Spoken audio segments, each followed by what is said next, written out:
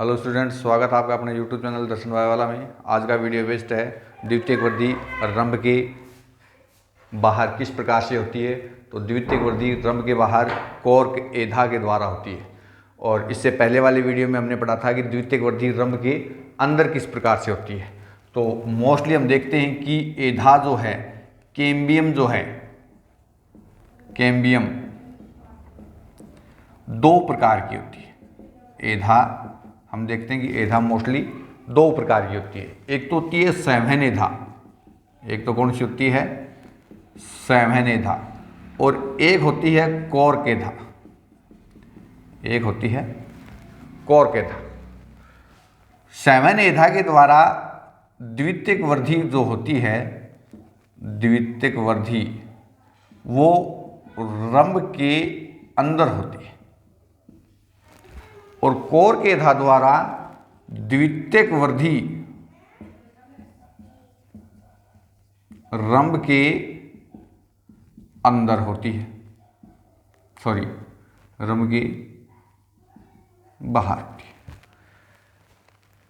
जब लगातार सैवहन एधा के द्वारा द्वितीयक वृद्धि रंभ के अंदर होती रहती है, तो भीतर के जो उत्तक हैं, जो सेल्स हैं, उनके ऊपर दबाव पड़ता है, और उनके दबाव के कारण जब वो दबाव बाहर की तरफ बढ़ता है तो एपिडर्मिस जो है वो फट जाती है, और एपिडर्मिस के फटने के कारण उसकी जगह पर हाइपोडर्मिस आ जाती है, और हाइपोडर्मिस विभेदित होकर के कॉर्क एधा यानी कॉर्क कैम्बियम का निर्माण करती है। तो हम कह सकते हैं कि जैसे लगातार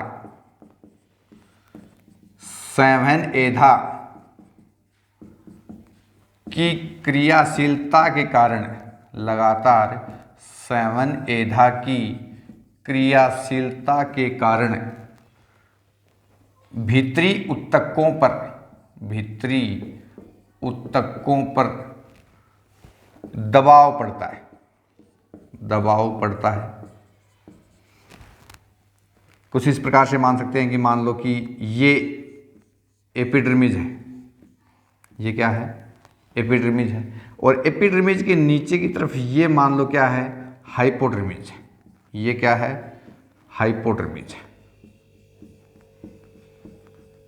ये हो गई हाइपोडर्मिस। और हाइपोडर्मिस के नीचे की तरफ ये मान लो जनरल कॉर्टेक्स है। तो और ये अब मान लो क्या है, परिरंभ है, और परिरंभ के भीतर क्या है, रंभ। और ये क्या हो गई,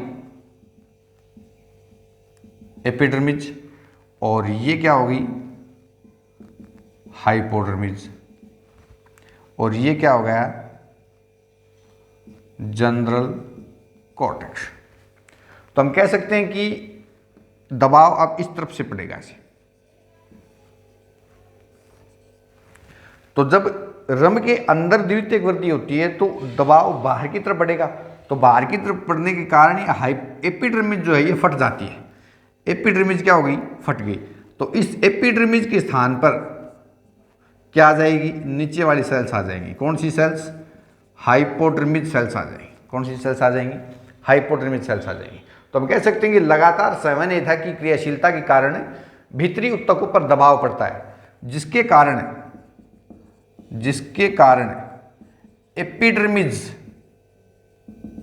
फट जाती है, एपिडर्मिस फट जाती है। उसके स्थान पर हाइपोडर्मिस आ जाती है, उसके स्थान पर हाइपोडर्मिस आ जाती है, और यह विभेदित होकर कॉर्क कैम्बियम का निर्माण करती है, कॉर्क कैम्बियम का निर्माण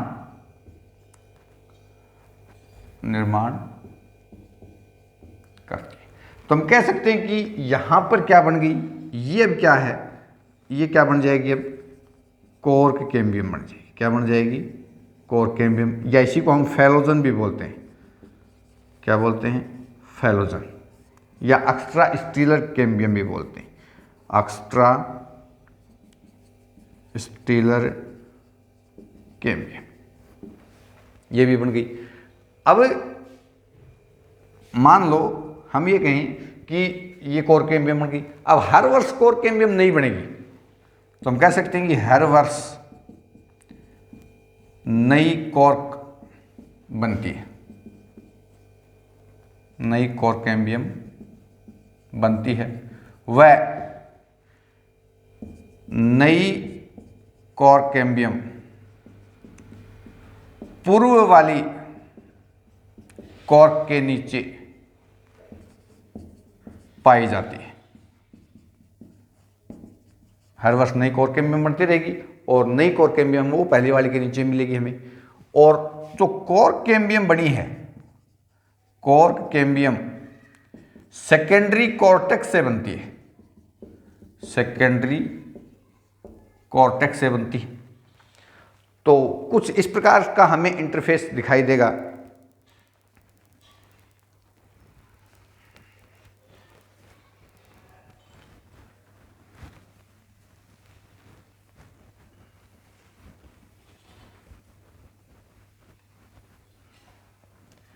तो अब इस बात को समझो कि हम ये कह सकते हैं कि नॉर्मली ये क्या रही होगी, अब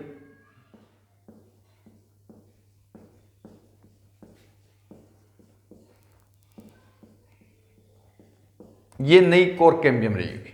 ये मान लो अब क्या बन गई, ऊपर ऊपर कॉर्क बन गई। तो कॉर्क के नीचे क्या रहा होगा,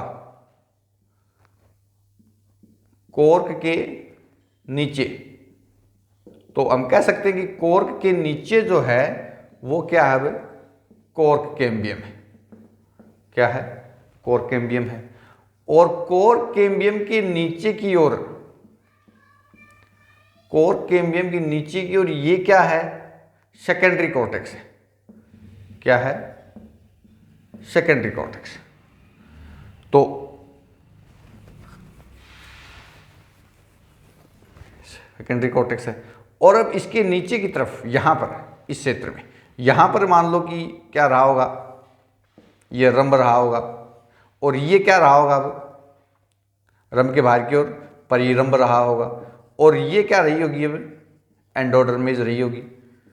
और नीचे की तरफ ये वाला क्षेत्र, ये वाला जो क्षेत्र है, ये क्या रहा होगा, जनरल कॉर्टेक्स।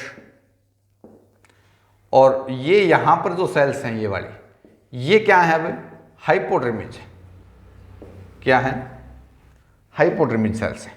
तो हम ये कह सकते हैं कि कॉर्क जो है, ये वाली कॉर्क, इस कॉर्क को बोलते हैं फेलम। क्या बोलते हैं, फेलम बोलते हैं। और कॉर्क कैम्बियम को बोलते हैं फैलोजन। क्या बोलते हैं, फैलोजन। और सेकेंडरी कॉर्टेक्स को बोलते हैं फैलोडर्म। और इन तीनों को मिलाकर के बोलते हैं परित्वक, मतलब पेरिड्रम। Very important. तो परित्वक का जो निर्माण है वो कोरक कैम्बियम और सेकेंडरी कॉर्टेक्स से होता है। परित्वक का जो निर्माण है, परित्वक जो बनेगा, तो परित्वक किससे बना, तो परित्वक जो बना है, ये परित्वक यानी जो पेरिड्रम जो है, ये बना है किससे, फैलम प्लस फैलोजन प्लस फैलोड्रम। तो शॉर्ट फॉर्म में इसको हम P बराबर P plus P is equal to P बराबर triple P। Very important, short form में पूछ लिया जाता है कई बार कि परित्वक का निर्माण किससे होता है, या परित्वक में फैलम क्या है, परित्वक में फैलोजन क्या है, परित्वक में सेकेंडरी कॉर्टेक्स का दूसरा नाम क्या है। तो बहुत बार एग्जाम में पूछ लिया जाता है कि परित्वक यानी P बराबर ट्रिपल P किस प्रकार से बनता है। तो जब जिस प्रकार अब ये कोरक बन जाएगी और द्वितीयक वृद्धि जो है वो रंभ के बाहर हो रही है। बेस्ट जो कोरक प्राप्त, अब जो कोरक बनेगा, ये जो कोरक बनेगा, ये कोरक जो है ये जल और गैसों के प्रति अपारगम्य होता है। तो हम कह सकते हैं कि जो कोरक जो है ये जल वह गैसों के प्रति अपारगम्य होता है। क्या होता है? अपारगम्य होता है। क्यों होता है? क्योंकि इसके ऊपर, वेरी इंपॉर्टेंट, सुबेरिन पाया जाता है। सुबेरिन का आवरण पाया जाता है। क्या पाया जाता है? सुबेरिन का आवरण पाया जाता है, जिसके कारण यह जल और गैसों के प्रति अपारगम्य होता है। सबसे बेस्ट जो कोरक है, सबसे बेस्ट जो कोरक है वह क्यूरकस सुबेर, क्यूरकस सुबेर, क्यूरकस सुबेर नामक प्लांट से प्राप्त करते हैं। किससे प्राप्त करते हैं? क्यूरकस सुबेर नामक प्लांट से प्राप्त करते हैं। जब इस प्लांट की उम्र हो जाती है कितनी? 20 वर्ष। जब 20 वर्ष का प्लांट क्यूरकस सुबेर जो है वो 20 वर्ष का हो जाता है, तब इससे हम बहुत ही बढ़िया कोरक जो है वो प्राप्त करते हैं। और कोरक जो है वो जल और गैसों के प्रति अपारगम्य होता है और दूसरे पदार्थों के साथ किसी भी प्रकार की कोई क्रिया वगैरह भी नहीं करता है। अच्छा, कोरक का उपयोग क्या है? तो हमने लैब वगैरह के अंदर, प्रयोगशाला के अंदर अनेक प्रकार के रसायन देखे हैं, अम्ल, क्षार, लवण वगैरह। और इन क्षारों में या इन अम्लों को जब हम किसी बोतल में रखते हैं तो इस बोतल के ऊपर जो एक ढक्कन लगाते हैं, उस ढक्कन, वो जो ढक्कन है वही क्या है? कोरक है। और वो क्यूरकस सुबेर से ज़्यादा बनाया जाता है, क्योंकि अगर दूसरे पदार्थ से हम अगर इस कोरक को बनाते हैं या इस ढक्कन को बनाते हैं तो ये अम्ल या क्षार से रिएक्ट करके कुछ भी मतलब कि ये खराब हो जाता है। तो लैब के अंदर जो रासायनिक पदार्थ रखे जाते हैं, इन रासायनिक पदार्थों के ऊपर जो ये ढक्कन लगा है, ये हम क्यूरकस सुबेर यानी कोरक से बनाया जाता है। तो स्टूडेंट्स, ये कंप्लीट वीडियो था द्वितीयक वृद्धि रंभ के बाहर कोरक एधा के द्वारा हुई। इससे पहले हमने द्वितीयक वृद्धि रंभ के अंदर जो कि सामान्य एधा के द्वारा हुई थी वो भी हमने पढ़ा है। आप हमारे यूट्यूब चैनल पर बने रहें, वीडियो को लाइक करें, शेयर करें, सब्सक्राइब करें। Thanks for watching video. Thanks a lot. जय हिंद, जय भारत।